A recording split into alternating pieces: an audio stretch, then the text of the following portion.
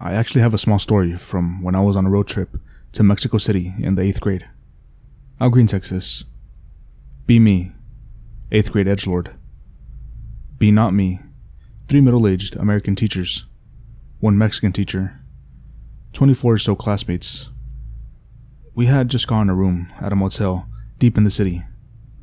Safe one too, according to the Mexican bro. The room I got was with most of my friends and an annoying kid named Derek. We were all rowdy from the drive, obviously not sleeping. The room was one with a little balcony-ish thing. Not all that large, more like an alcove with a window you can easily lean on. Friends and Derek tire themselves out. I'm an insomniac, and I haven't taken melatonin on this trip yet, so I'm wide awake. Playing on DS for a few hours, but it goes dead sometime around 3 in the morning. Fuck.jpg. Put it on charge and pace around the room, trying to make myself tired. Get out of breath because I was a fat ass. Sit in the alcove/balcony/window thing. Notice it's unusually dark out for the city. Touch window, thinking there was a curtain or something. Nope, just glass. Confusion.wav. Open it up. Suddenly, there's one really bright red light outside the window. Oh shit. .avi. Everything is a blur for a few minutes. But this is where the A's come in. Wake up in a weird room. Best way I can describe it is like the back rooms of a large retail store, but everything is really shiny metal. In some kind of sleep paralysis. Laying on a metal slab, clearly not designed for a human body. Feel something get jabbed into my neck. Vision starts pulsing. Feel sick. Body starts feeling floaty. Between the flashes of my vision going pitch black, I see weird figures moving around the room. Very spindly, kind of like lobsters on 2 legs. 2, but with brown skin/cells/whatever. Eventually sickness subsides. Everything else remains. Tall white-skinned humanoid approaches me. Clicks at me incoherently. Groan in response. Clicks at me even more. Groan again. Not being able to understand it. I remember vividly I couldn't speak. I could only make groaning sounds, like my vocal cords were just not being allowed to work properly. It touches my throat. I immediately begin to make vocalizations, but very involuntary. I wasn't in control of my own voice box. Taps on something. Kinda like a clipboard, but not made of wood at all. Looked more like glass. Clicks again. Walks off. Vision starts pulsating even harder. Can barely see anything. Feel like the world is running in 15 FPS. Feel something tightly grip my sides. Try to scream. I try to scream. Frozen. Immediately, like a smash cut, suddenly I'm sitting in my bed at the hotel room, screaming. Not like I just started screaming, but I was mid-scream. Finn. I posted this one in a thread a long time ago, but I can't remember the details, so here we go. B relative. I'll call him Jose from now on. He's living in Mexico, traveling to a different town for a job. I think he was a sicario moving to another hit. He's with his partner smoking a big cig in a tree line/forest. Both of them see a ball of light jumping through the branches. Partner turns to look at him and asks, "What the hell is that?" Jose tells him it's a witch. His partner looks at the light, getting closer, and grabs his gun and aims it at it. Jose tells him to put it away because bullets can't hurt witches. Partner puts it away, but decides to prove him wrong. Proceeds to remove pants and wrap it around a rock. Jose looks at him in confusion. Partner waits until the ball of light gets close and chunks pants rock at it. Fucking nails the witch. They see the witch fall through the branches and run over to it. They get to where the witch fell and see an old woman with a pig. They help her up because she's old, but then proceed to hold her at gunpoint because she's a witch.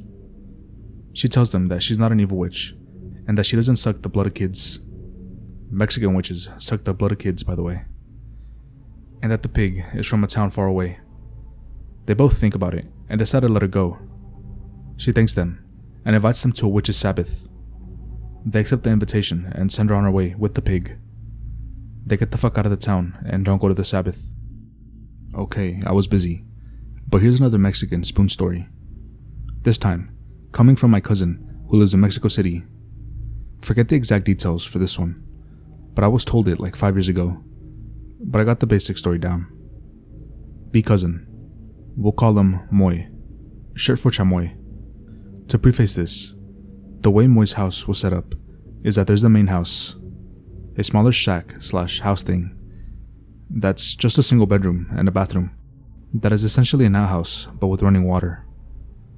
Moy gets out to the shack late at night to take a piss. He goes to the bathroom and turns on the light. He turns around and sees a small man. The man is around 2 to 3 feet tall and is dressed like a soldier from the Mexican Revolution, pick related. The man says, "Sir, I'm a soldier far from home. May I rest here?" My cousin really needs to piss and is religious, so he says, "No, leave me alone." The soldier pleads for a while, but my cousin keeps telling him to fuck off. Eventually, he fucks off, and my cousin takes a piss and goes back to bed. I genuinely think he encountered some sort of duende or ghost, Desu. My dad just told me a story about his grandpa and a shape-shifting bird. Greentext form for an easier read.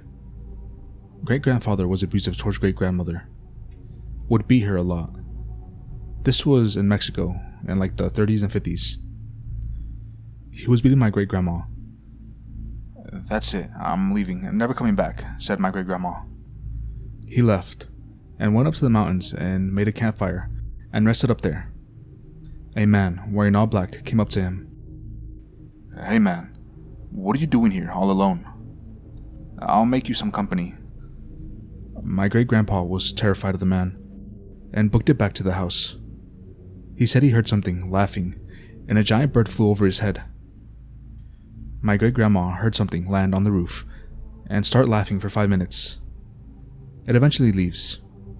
My great-grandpa comes repenting. He painted crosses on all of his bullets after that. What the hell was that, X? Mexican Nan on here. I heard it once, and it was the scariest paranormal shit that has ever happened to me. Sorry, no Greentext, as I am on my cell phone. This happened about 10 years ago in Mexico City.